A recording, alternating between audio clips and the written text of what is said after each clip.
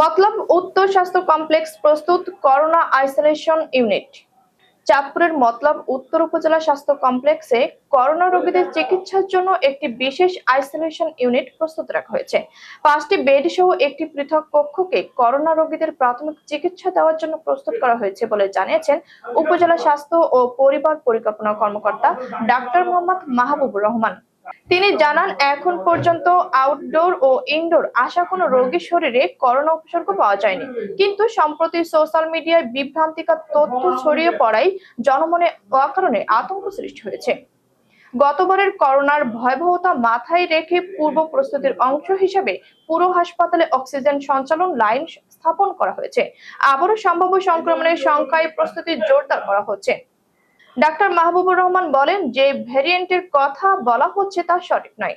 Social মিডিয়ায় ভুলভাবে বলা হয়েছে একদিনে 3 জন নয় 33 জন আক্রান্ত হয়েছেন। এসব তথ্যের কোনো ভিত্তি নেই।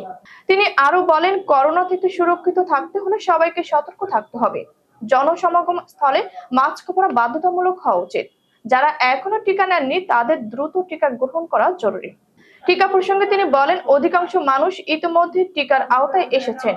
টিকাবিহীনরা যেন দ্রুত টিকা গ্রহণ করেন, সেই জন্য আমাদের পর্যাপ্ত টিকা মজুদ আছে। করোনা নিয়ে আমরা এবার আগে থেকেই প্রস্তুত আছি।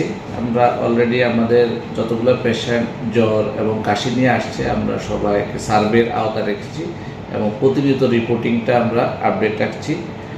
আর করোনা পেশেন্ট যদি ডায়াগনোজ হয় সেক্ষেত্রে রেফার করা এবং ভর্তি দেওয়া সহ পেশেন্টের চিকিৎসার জন্য যা যা দরকার সব কিছুতেই আমরা রেডি, সব কিছু আমাদের রেডি আছে।